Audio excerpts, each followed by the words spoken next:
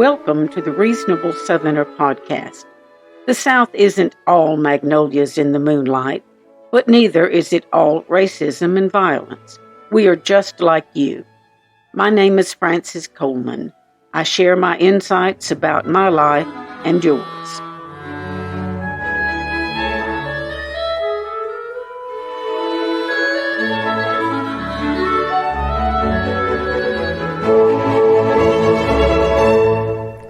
Years ago, if you had told me that my husband and I were about to embark on the greatest adventure of our lives, I would have smiled politely and then ignored you because, well, that's what well-reared Southerners do. Now, 48 months later, I know exactly what you were talking about, and you were right. Becoming grandparents is like no other experience, and I'm not just being polite. But being a grandparent is a sure marker that you're entering a different stage in life. Not to put too fine a point on it, but it's pretty much the final stage of your life. I just don't know how it all happened so quickly. I was just getting used to the idea that I would never be a girl anything again, and suddenly I was retirement age and trying to decide what I wanted my grandchildren to call me. First, though, a family story. Don't all Southerners start their tales with a family story? I won't say you would have had to have known my husband's mother to appreciate this story, but it might help. My late mother-in-law was gracious, charming, intelligent, capable of being serious one minute and hilarious the next, and a proper Southern gentlewoman with underlying hints of naughtiness, a consequence, perhaps, of her childhood under the microscope as a preacher's kid. She spoke with a pronounced drawl, and though only 4 feet and 11 inches tall, 11 3/4, she would interject when someone left off that extra bit of height. Her personality was easily 6 feet tall. When Jane Coleman walked into a room, she owned it. And so, as the birth of our first child drew near more than 30 years ago, my husband and I began to tease her about possible grandmother names. How about Nanny, we'd say, or maybe Granny. That has a nice Beverly Hillbillies ring to it. She would roll her eyes in mock horror, which only encouraged us to torment her more. Eventually, though, she would grow weary of our little game, pull herself up to her full 4 feet and 11 3/4 inches, raise her chin and say, "Your children may call me Grandmother, Jane, or Mrs. Coleman." Thus she became grandmother to our son and later his younger sister, who, as soon as they were old enough to participate in family jokes, would sometimes call her Nanny Coleman just to watch her splutter and hear all of us laugh, their grandmother included. Those were fun times. Grandmother Jane, Mrs. Coleman, is long dead, however, and when the birth of our first grandchild drew near in 2017, suddenly things weren't as funny as they used to be.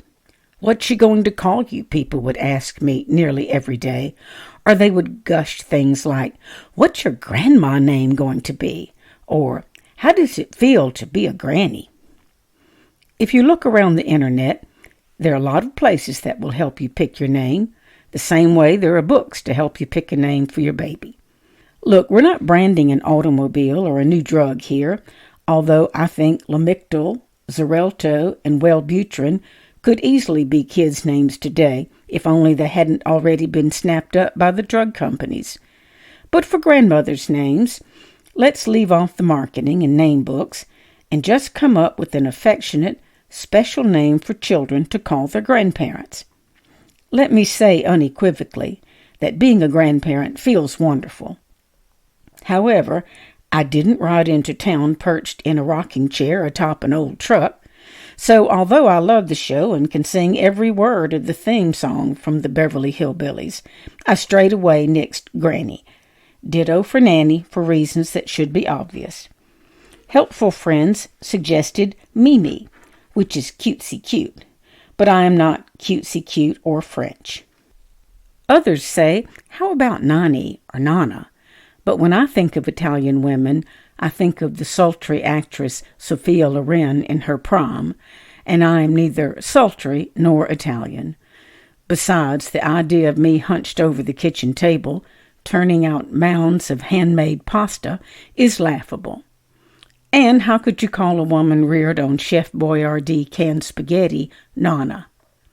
My father's side of the family was from Ireland, but grandmother in the Irish language is almost impossible to pronounce, so I wrote that off too, which left the usual Southern assortment of grandma names, which, in addition to Granny, Nanny, and Grandma, can include Mama, Mima, Gram, Grammy, Nana, Big Mama, and various funny names created by little children who couldn't pronounce whatever it was that their parents wanted them to use for the older generation.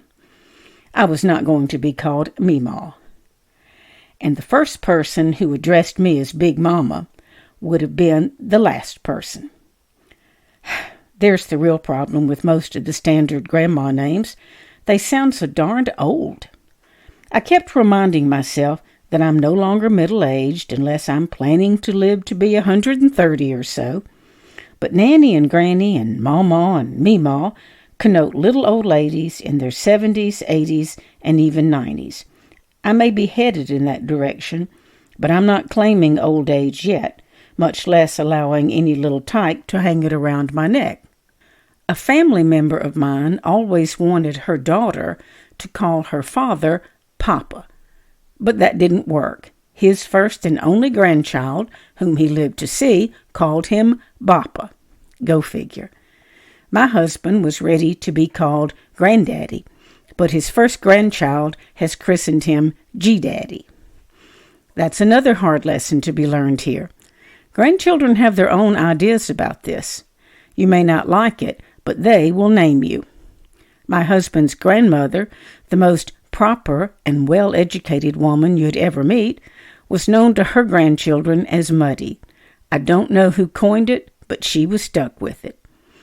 Therefore, I decided to stick with the tried and true name that I and my siblings called our mother's mother, and that my children subsequently called my mother, Grandmama.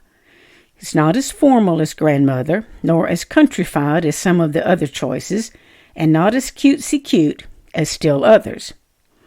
Oh, and those grandchildren have a lesson for you, by the way.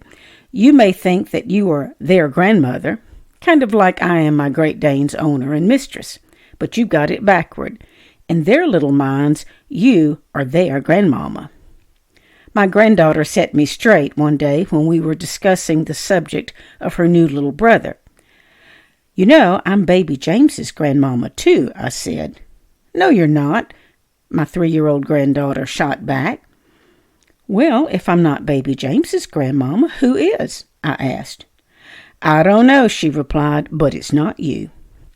Call me what you will, but Daddy's mother or Daddy's father is what we call grandmama or granddaddy in our family. When the first grandchild was born, I decided at the time that that was more than enough for me. And guess what? 2 grandchildren later, with their 4th and 1st birthdays on the horizon, it still is.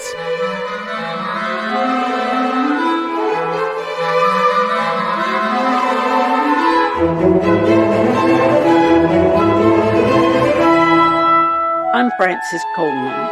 I've worked for newspapers for more than 45 years, from Texas to my native Louisiana, and finally to my home near Mobile, Alabama. I've been a reporter, an editorial writer, a columnist, and an editorial page editor. I've commented on the BBC, been a guest on the Rachel Maddow Show, and had my column distributed nationwide. If you like this podcast, please follow it. It's free, and even if you don't like it, I hope you'll find it thought-provoking.